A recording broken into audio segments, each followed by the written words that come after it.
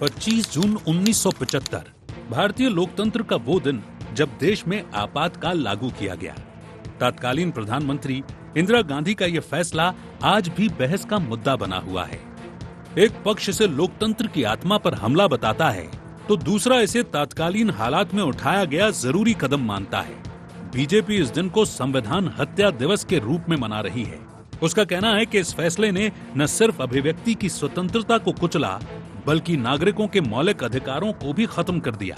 आपातकाल के दौरान प्रेस पर सेंसरशिप लगाई गई, राजनीतिक विरोधियों को जेल भेजा गया और बिना सुनवाई लोगों को हिरासत में लिया गया। इसीलिए बीजेपी देश भर में संगोष्ठियों, संवाद और प्रदर्शनी के जरिए आपातकाल की भयावहता को याद कर रही है। पार्टी का कहना है कि कांग्रेस ने इमरजेंसी लगाकर न सिर्फ संविधान की आत्मा को कुचला, बल्कि बाबा साहब अंबेडकर के विचारों को भी अपमानित किया है।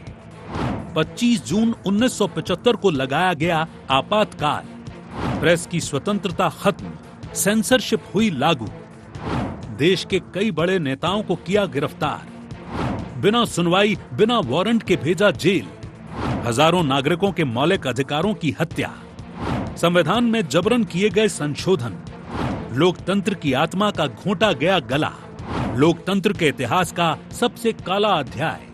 कि हे जन्मभूमि तेरे चरणों में हो समर्पित, मेरे जन्म जन्म के कर्तव्य कर्म सारे, आपातकाल आए कारा की यातनाएं, सब सह लिया है जननी तब शक्ति के सहारे।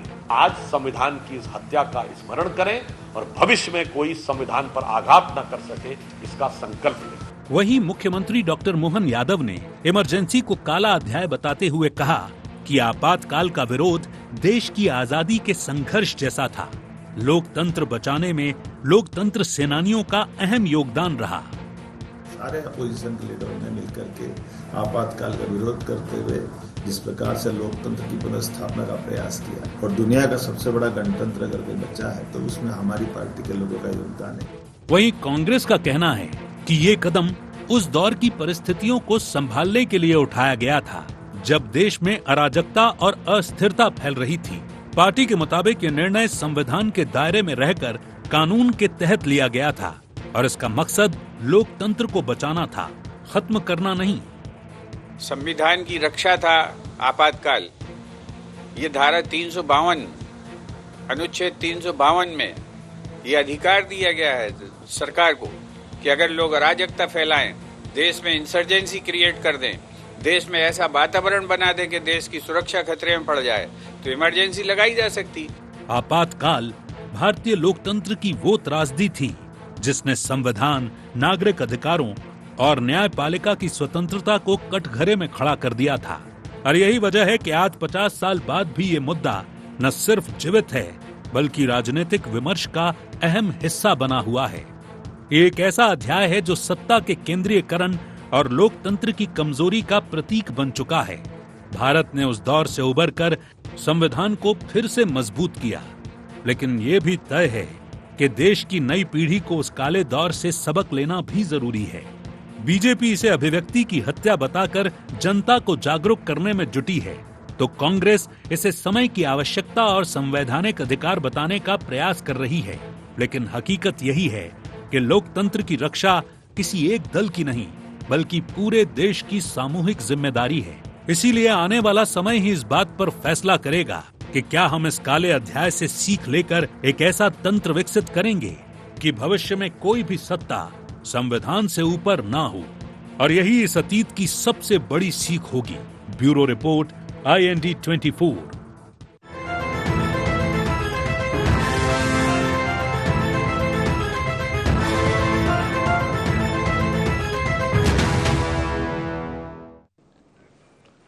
नमस्कार, IND एजेंडा 50 साल आपातकाल में आपका स्वागत है। मैं हूं आपके साथ नवीन पुरोहित। चर्चा को विस्तार देंगे, उसके पहले IND एजेंडा के मुख्य बिंदुओं की तरफ एक निगाह डालते हैं। आपातकाल को संविधान हत्या दिवस के रूप में क्यों मना रही भारतीय जनता पार्टी? 50 साल बाद आपातकाल की चर्चा के क्या हैं मायने? आपातकाल पर सियासत कितनी जायज? कांग्रेस क्यों बता रही भारतीय जनता पार्टी को संविधान विरोधी? नमस्कार, इन्हीं सवालों के साथ चर्चा में आप सबका पुनः स्वागत है। पिछले कुछ समय से देश में इस प्रकार का माहौल है कि भारतीय जनता पार्टी की सरकार को कांग्रेस संविधान विरोधी कहती है या संविधान विरोधी निरूपित करने की कोशिश कर रही है। पूरे चुनाव में कांग्रेस का मुद्दा ये था कि लोकतंत्र खतरे में है, लोकतांत्रिक संस्थाएं खतरे में, संविधान खतरे में। राहुल गांधी जी तो संविधान की किताब ही लिए पूरे समय घूमे। भारतीय जनता पार्टी को इस मुद्दे पर जो भी हो, लेकिन जो उनका स्वर्णिम आंकड़ा था, भारतीय जनता पार्टी की व्यक्तिगत क्षमता पर वो उस आंकड़े से बहुत दूर हो गई। कांग्रेस अच्छी खासी संख्या पर पहुंच गई, लगभग डबल पर पहुंच गई। हालांकि वो भी तिहाई का आंकड़ा नहीं छू पाई, लेकिन कांग्रेस सदन में विपक्ष के नेता के तौर पर स्थापित हो गई, जबकि पहले उसकी संख्या उतनी भी नहीं थी कि वो कोरम पूरा कर सके। तो लोकतंत्र, संविधान, संवैधानिक संस्थाएं, मौलिक अधिकार, अभिव्यक्ति की स्वतंत्रता, ये वो मुद्दे हैं जिन पर बड़े समय से चर्चा हो रही है। तो भारतीय जनता पार्टी ने पलटवार किया। निश्चित रूप से ये उसका पलटवार ही है, क्योंकि ये याद 50 साल में क्यों आई? इसके जब 25 साल हुए थे तब भारतीय जनता पार्टी ने कोई बड़ा प्रोटेस्ट नहीं किया था, कोई बड़ा प्रोग्राम नहीं किया था।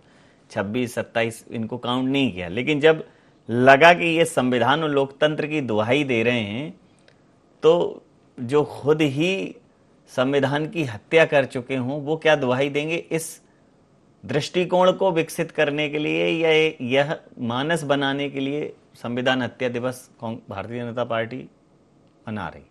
अब असमंजस में है कांग्रेस। आपातकाल गलती है तो उस पर माफ़ी क्यों नहीं मांगी, और आपातकाल सही है तो बताना पड़ेगा। कुल मिलाकर उल्टे बांस बरेली वाली स्थिति है, और लोकतंत्र अभी भी ताक रहा है कि भाई ठीक है, खतरा तो ठीक है, लेकिन लोकतांत्रिक मूल्यों की जो है, एक समाज में सबसे महत्वपूर्ण है लॉ एंड ऑर्डर, जहां समाज सुरक्षा, अपने आप को सुरक्षित महसूस करे। जब कोई बड़ा बाहरी देश इस टाइप की एडवाइजरी जारी करता है कि जो भारत देश में महिलाएं अकेले घूमने न जाएं, असुरक्षित हैं, और गलत नहीं है, असुरक्षित हैं, एक आध दो प्रदेश छोड़ दो और उन प्रदेशों के एक आध दो शहर छोड़ दो जहां महिलाएं सुरक्षित घूम सकती हैं देर रात तक, अन्यथा पूरे देश में खतरे का माहौल है। ये अलग बात है, पूरा देश ही रटता है कि यत्र नार्यस्ते पूजयन्ते रमन्ते तत्र देवता, और कन्या पूजन से लेके दुनिया के ढकोसले करता है। वास्तविकता में ढकोसले हैं क्योंकि पालन करता है, तो ये परसेप्शन डेवलप नहीं होता विश्व का हमारे प्रति, और न ये हकीकत होती जो हमारे एनसीआरबी के आंकड़े। तो वैसे ही कुछ लोकतांत्रिक मूल्यों पर, इसी मुद्दे पर करेंगे चर्चा। जितेंद्र मिश्रा जी, प्रवक्ता, मध्य प्रदेश कांग्रेस के, हमारे साथ हैं। डॉक्टर वाणी अहलुवालिया जी, मीडिया वार्ताकार, भारतीय जनता पार्टी से हमारे साथ हैं। आदरणीय रमेश शर्मा जी, वरिष्ठ पत्रकार, हमारे साथ हैं। तो जितेंद्र मिश्रा जी, इमरजेंसी उस समय की आवश्यकता थी या इमरजेंसी गलती थी? इस पर बहुत ज़्यादा बात हुई नहीं, क्योंकि इमरजेंसी के बाद सरकार चली गई और उसके बाद देश भर से माफ़ी मांगी इंदिरा जी ने, पूरे देशाटन किया, प्रचार प्रसार किया, वापस सरकार आई। तो वो उस कालखंड में, जैसे नोटबंदी को बड़ी भूल करार देते हैं आप लोग, अब उस कालखंड में चुनाव हो गए, जनता ने उस पे मुहर लगा दी। लेकिन जब कोई एक ऐसी घटनाक्रम जिस कालखंड में उसके प्लस माइनस हो जाएं, उसके बाद भी अगर उसके पीछे पड़ेंगे तो इसी प्रकार की कब्रें खोद कर मुद्दे निकाले जाएंगे। अब ये सवाल आपके सामने भी खड़ा है। आप कह रहे हैं भारतीय जनता पार्टी लोकतंत्र विरोधी है, और वो कह रहे हैं कि आप लोकतंत्र और संविधान के हत्यारे हैं, आप मर्डरर हैं डेमोक्रेसी के। क्या कहेंगे? निश्चित तौर पर नवीन जी, जिस तरह की बातें सामने आई हैं, आपने भी ये कहा कि जब संविधान की कहीं ना कहीं बात निकल करके सामने आने लगी है, आज देश की परिस्थितियों पर चर्चा होने लगी है, तो भारतीय जनता पार्टी क्या करेगी? भारतीय जनता पार्टी निश्चित रूप से उन सब मामलों को सामने लाने का प्रयास करेगी। काउंटर कैसे करे, अपनी सरकार को सही साबित कैसे करे, इसलिए देखा आपने 50 साल बाद उस बात को निकालने की तैयारी भारतीय जनता पार्टी ने की है। 25 साल हुए थे जब भारतीय जनता पार्टी ने इस तरह के सवाल नहीं उठाए, क्योंकि अब सरकार में आ गए और सरकार में आने के बाद सवाल उठ गए। आपातकाल भारत के संविधान के अनुच्छेद 352 के तहत हुआ था। कोई ऐसा अवैध निर्णय तो नहीं है। भारत के संविधान ने स्वतंत्रता दी है कि जब देश में अस्थिरता हो जाए, जब देश में अराजकता फैल जाए, तो देश के शासक को यह अधिकार मिलता है कि वो धारा 352 का उपयोग करे, और इस देश ने उसी का उपयोग किया था। अब सवाल ये उठता है कि आपातकाल लगाया क्यों गया। आपातकाल इसलिए लगाया गया था कि जेपी ने जो आंदोलन चलाया और जिसके माध्यम से उन्होंने ये कहा कि सेना और पुलिस सरकार को सहयोग न करें, उसको किस श्रेणी में लेते, ये भारतीय जनता पार्टी को जवाब देना पड़ेगा। मोरारजी देसाई ने जिस तरीके से भारत के युवाओं को लेकर के दूसरे तरह के काम कराना चालू किए थे, इसका जवाब भारतीय जनता पार्टी को देना पड़ेगा। जिस तरीके से जॉर्ज फर्नांडिस जैसे लोग रेलवे में रेल की पटरी उखाड़ने का काम, जब जाकर के आपातकाल का निर्णय हुआ, और आपातकाल में आपने कहा प्रेस की स्वतंत्रता, सिर्फ दूरदर्शन हुआ करता था। दूरदर्शन से यह कहा गया कि देखिए इस समय आपातकाल की स्थिति है, तो सकारात्मक खबरें जाना चाहिए, नकारात्मक को आप न परोसे, जिससे देश में माहौल कम से कम जिस तरीके का लोगों ने फैलाने का प्रयास किया है वो बंद होना चाहिए। चाहे जगजीवन राम जी हो, मोरारजी हो, किसी की भी बात कर लीजिए, इन्होंने इस देश के लोकतंत्र की हत्या करने का काम कर दिया था और देश में अस्थिरता फैला दी। जब देश अराजक हो जाएगा, जब देश के लोग अराजक हो जाएंगे, तो निश्चित तौर पर इमरजेंसी का, अब इमरजेंसी में कुछ ज्यादती हुई, कुछ गलतियां हुई, उसको कांग्रेस ने माफी मांगी उस चीज को लेके। आप क्यों नहीं माफी मांगते कि साहब हमने नोटबंदी का निर्णय, जिससे देश की अर्थव्यवस्था में सुधार होगा, जिससे आतंकवाद की कमर टूटेगी, उसमें कुछ नहीं हुआ, आखिर बंद करना पड़ा। आप माफी मांगिए ना। अगर आपने साफ दिल से कोई निर्णय लिया था तो उसमें गलतियां होती है, माफी मांगना चाहिए। आपने कहा था एक देश एक टैक्स, जीएसटी लेकर के आए थे, उत्सव मनाया था रात के 12 बजे, 100 से ऊपर संशोधन होगा उसमें, स्वीकार कीजिए कहीं ना कहीं गलती है। सरकार में बैठे लोग, आपने देखा किसान आंदोलन हुआ, प्रतिक्रिया लेता, कितने लोगों की मौत हुई, उसमें एक शब्द नहीं आया उसके खिलाफ। प्रतिक्रिया मिश्रा हो, चाहे ब्रजभूषण शरण सिंह जी हो, इस्तीफा लेने को तैयार नहीं हुआ। ये कौन सी सरकार चल रही है? इस पर सवाल उठा दो तो इमरजेंसी की बात होने लगती है, इमरजेंसी का बखान करने लगते हैं। इमरजेंसी पर हम बात करने, प्रतिक्रिया लेता हूं, प्रतिक्रिया लेता। तो वाणी जी, आपातकाल को संविधान हत्या दिवस के रूप में मनाने की क्या आवश्यकता है, क्या उचित है? क्या यह राजनीतिक लाभ के लिए किया जा रहा है या वाकई में संवैधानिक मूल्यों की रक्षा का एक ईमानदार प्रयास है? IND 24 के श्रोताओं को नमस्कार, और रमेश जी और आप सबको मैं प्रणाम करती हूँ। देखिए, दो चीज़ें तो बहुत स्पष्ट हैं। कांग्रेस का वो जो कालखंड था, जिसके बारे में आज हम पूरे देश और दुनिया को उस जानकारी से पुनः अवगत करा रहे हैं, वो इंदिरा गांधी जी ने जो संविधान में जो टूल दिया है जिससे कि कोई आपातकालीन स्थिति में देश को सुरक्षित रखा जाए, उसका दुरुपयोग इसलिए किया क्योंकि सत्ता कहीं ना कहीं उनको लगा कि सत्ता की कुर्सी उनसे हट रही है। ये एक बहुत सोची समझी हुई उनकी निजी साजिश मैं बोलूँगी। ये उस दौर में जितनी यातनाएं, जितनी प्रताड़ना, जितनी मुझे लगता है व्यवस्था जिसको उपयोग किया गया देश की जनता के विरुद्ध, उन राजनीतिक नेताओं के विरुद्ध जो इंदिरा गांधी के विचारधारा के अनुकूल नहीं थे। और वो क्यों? क्योंकि इलाहाबाद हाईकोर्ट से एक निर्णय आया कि इंदिरा गांधी का इलेक्शन कहीं बायस्ड था, कहीं कॉम्प्रोमाइज था, उसमें कुछ शंका थी कुछ बुनियादी करप्शन की। तो इतना बड़ा खिलवाड़ पूरे देश के साथ, पहली चीज ये संविधान की रक्षक थे, तब संविधान के का दुरुपयोग किया। रात को मध्य रात्रि प्रेसिडेंट रूल लगा के, आप देखिए ना बूढ़ा, ना जवान, ना युवा, ना महिला, किसी को नहीं बख्शा गया। जेल में 22 मौतें हुई, 1.25 लाख से ज्यादा लोग जेल में भरे गए, जबरदस्ती लोगों के साथ प्रताड़नाएं हुई। उसके बाद संजय गांधी ने नसबंदी का भी एक जबरदस्ती का आंदोलन किया।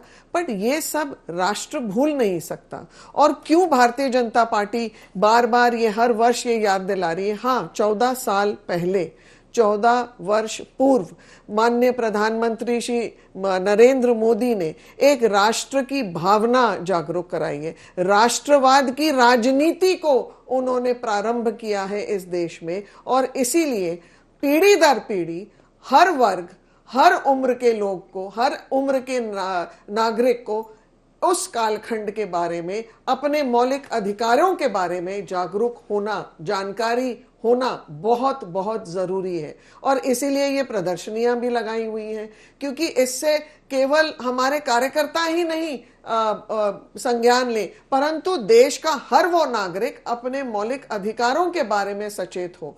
देखिए, ये पहली बार नहीं है कि कांग्रेस के किसी सरकार ने ऐसा दुरुपयोग किया हो। सबसे पहले तो नेहरू जी ने ही किया था, जो जर्नलिस्ट की जो आवाज थी, जो बुलंदी थी, उसी का गला घोटा था। तो ये पहली बार तो है नहीं, ऐसे दुरुपयोग अनेकों बार कांग्रेस द्वारा किए गए हैं। और मुझे ये बताएं जितेंद्र जी, क्या हम युद्ध लड़ रहे थे किसी देश के साथ?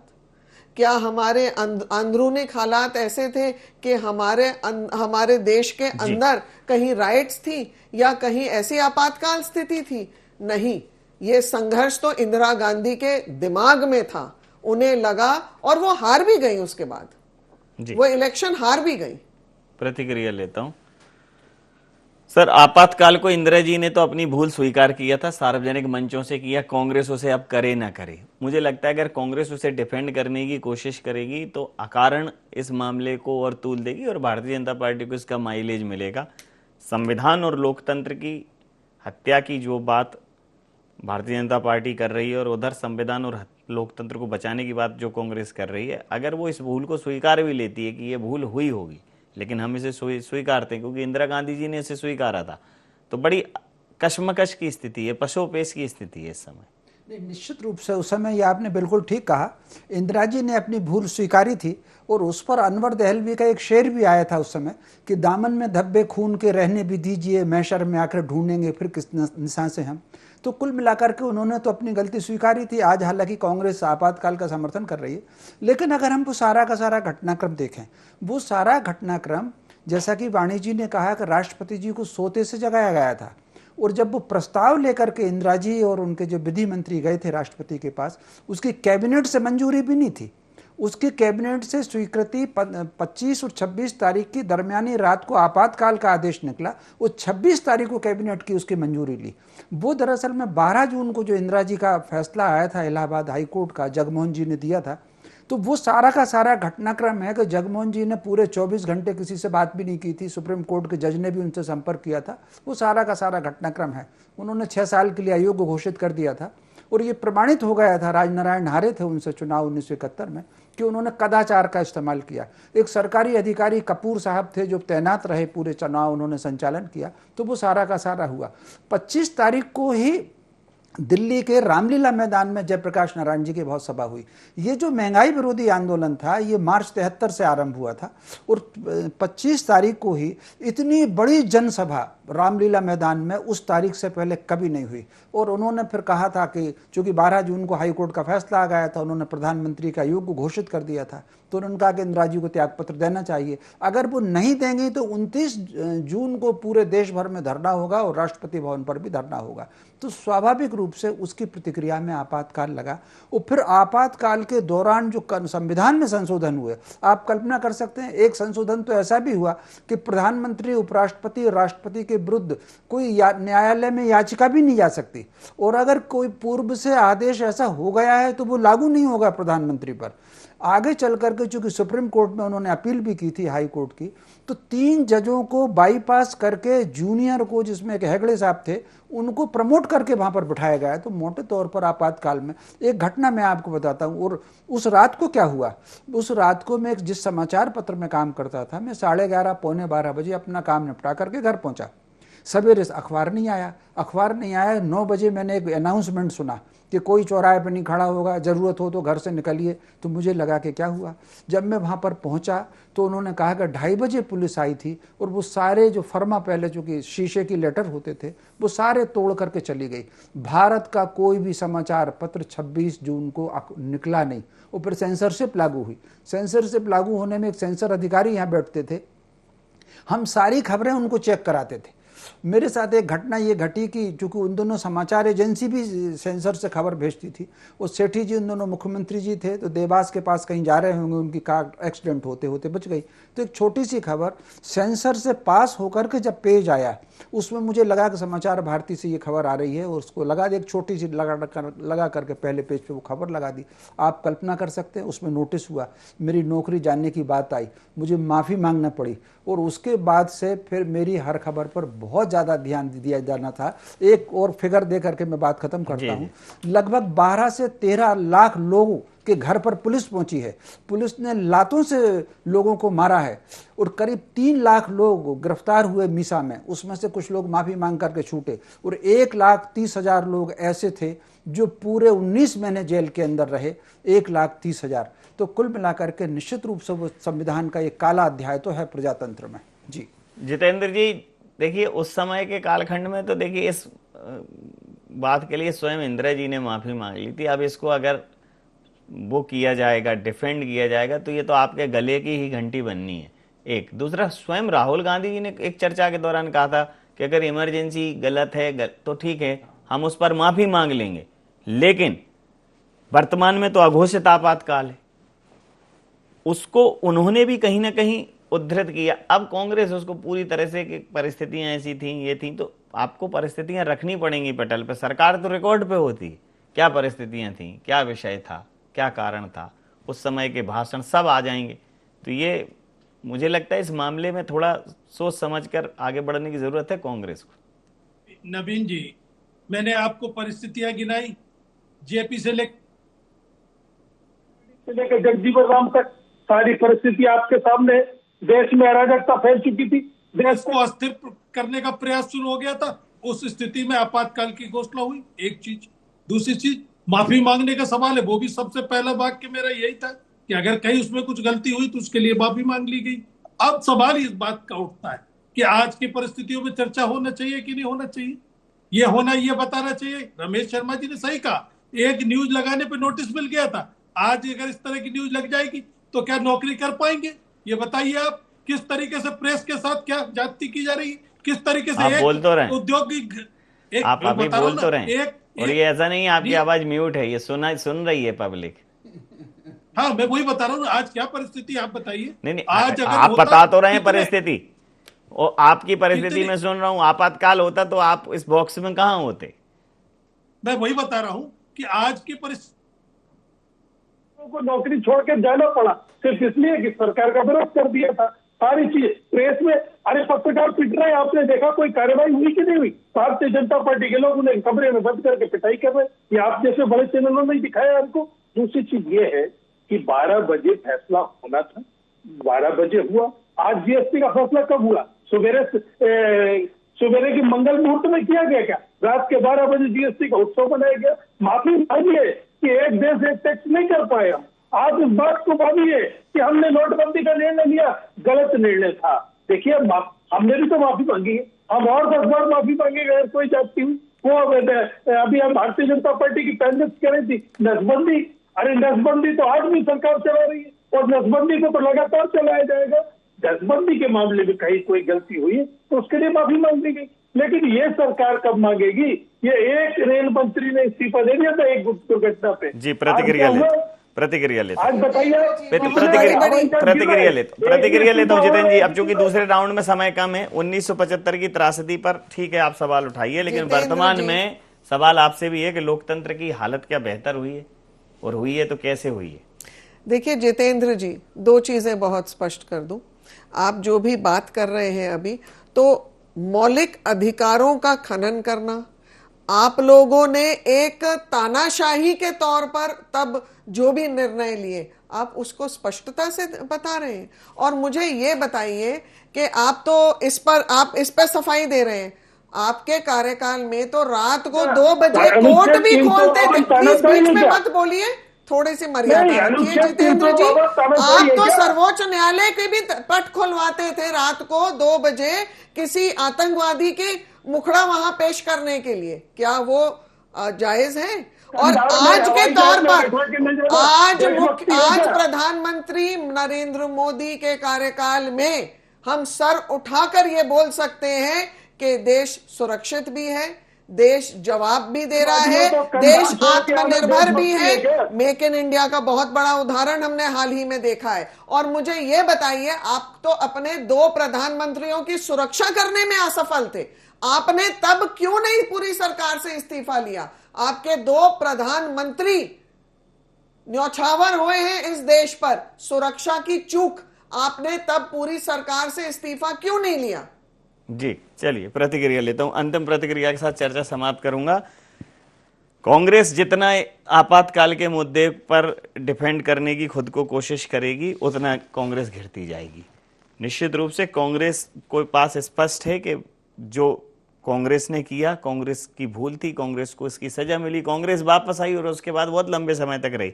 लेकिन वर्तमान समय में संवैधानिक संस्थाओं पर जो कांग्रेस सवाल उठा रही है, जिस पर तमाम एजेंसियों पर खुद कोर्ट ने भी नाराजगी जाहिर की है, तो मुझे लगता है कि कांग्रेस को इस पास से बाहर निकलना पड़ेगा। अगर कांग्रेस इसमें उलझ गई तो फिर भारतीय जनता पार्टी की जो संविधान हत्या दिवस है, इस चक्रव्यूह में कांग्रेस कहीं ना कहीं फंस जाएगी। ये बिल्कुल आपने सही कहा। कांग्रेस को कहीं ना कहीं अपने मूल विचार पर लौटना चाहिए। आपातकाल जो लगा था, कहीं ना कहीं उसके पीछे पूरी कम्युनिस्ट लॉबी थी। आप देख लीजिए, सिद्धार्थ शंकर रे हो, मोहन कुमार मंगलम हो, देवकांत बरुआ हो या नंदिनी सतपथी हो, एक सिरे से वामपंथियों का पूरा ग्रुप कांग्रेस में आया था। और जो सारी पॉलिसी आप माओ को और लेनिन को मामले में अगर देखेंगे, बिल्कुल ठीक उसी प्रकार इंदिरा जी को घेरा उन्होंने। आप कल्पना कर सकते हैं, देवकांत बरुआ ने आम सभा में कहा, जो 25 जून को दिल्ली की आम सभा हुई, उन्होंने कहा कि इंडिया इज इंदिरा और इंदिरा इज इंडिया। और फिर किसी ने एक कविता पढ़ी उसमें कि तेरी सुबह भी तेरी जय हो और शाम को भी तेरी जय हो, इंदिरा जी की जय हो। मध्य प्रदेश के एक मंत्री रहे हैं, बहुत मशहूर कवि रहे हैं, उन्होंने एक रचना लिखी कि 60 करोड़ दिलों की धड़कन एक नई पहचान हो गई, इंदिरा हिंदुस्तान हो गई। इंदिरा जी को पूरी कम्युनिस्ट लॉबी ने ऐसा घेर लिया था, तो मुझे लग रहा है कि वो सत्य को समझ ही नहीं पाई।